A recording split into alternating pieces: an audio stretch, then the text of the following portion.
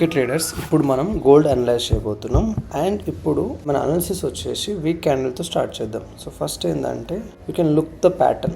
So it's forming M pattern or double top pattern. View వచ్చేసి double top pattern ఉంది. And now here it acting as a support zone. This is a support as of now. This is an support zone. And next thing, one more we have to take around this zone. These two are support zones. Price is ranging here. మీరు observe చేసినట్టయితే ఈ week candle వచ్చేసి ఒక weak form చేస్తుంది. After selling there is a buying moment created. And ఆ buying moment ఎప్పటి వరకు ఉండొచ్చు. ఇప్పుడు ఇదైతే వీకెండ్ కాదు కాబట్టి ఇవాళ Wednesday. So Thursday, Friday, there are more 2 days. అప్పుడు మార్కెట్ క్లోజ్ అయిపోతుంది. ఫ్రైడే దీనిపైన మార్కెట్ క్లోజ్ అయితే అప్పుడు మనం బయింగ్కి నెక్స్ట్ వీక్ ప్లాన్ చేయొచ్చు. కానీ అప్పటి వరకు ఏంటంటే ఇంకా సెల్లింగ్ ప్రెషర్ ఉంటుంది. ఎప్పటి వరకు? Until it own cross 2340.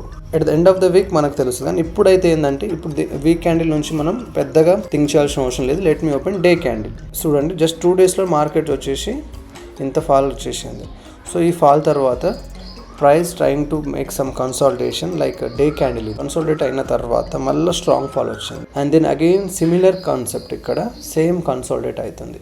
ఒక ప్యాటర్న్ చూస్తే స్ట్రాంగ్ ఫాల్ తర్వాత ప్రైస్ కొంచెం పైకి వెళ్తుంది, మళ్ళీ strong fall, then price again trying to move bit upward.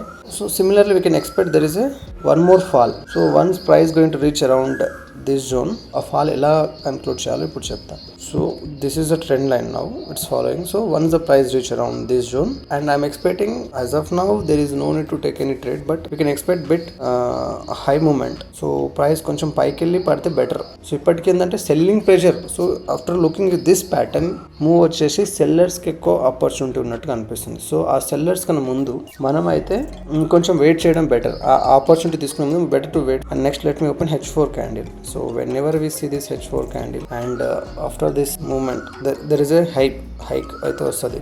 Definitely it will respect trend line.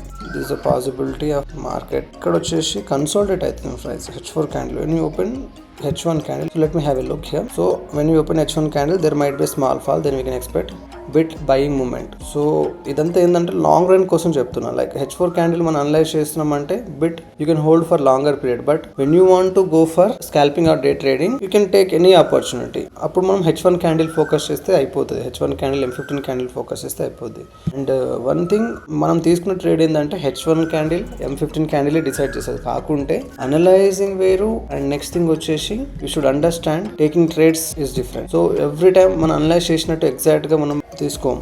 Smaller time frame లో ప్యాటర్న్ ఫామ్ చేసే బట్టి నెక్స్ట్ మనం తీసుకుంటాం. So at the end of the day what should I want to tell is there might be a small buying movement and then we can expect a fall. And one thing, no one can predict market 100%, that is clear. One thing ఏంటంటే this is how the technical analysis, but market may not be the same, can change at any time. We have to be aware about it and we should follow our risk management. Thank you for watching this video.